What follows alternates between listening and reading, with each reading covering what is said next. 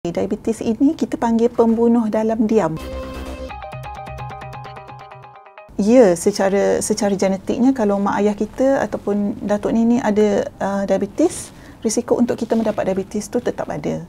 Tapi biasanya pada usia yang lebih lanjut, bukan pada usia muda. Remaja secara fisiologi lah ya, mungkin suka kepada dopamine kick yang didapat daripada makanan-makanan viral dan segera ni. Selain daripada tu, peer pressure. Kalau kita tengok remaja kan suka menggunakan social media, pengaruh daripada rakan sebaya, jom cuba makanan viral di TikTok. Dewi pernah dengar istilah thin outside, fat inside. Kurus luaran, dalam ni gemuk, penuh lemak.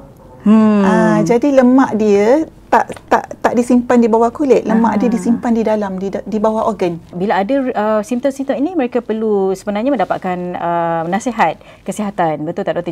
Jangan diabaikan lah. Jangan diabaikan. Diabetes ni diagnosis, dia bukan hukuman mati.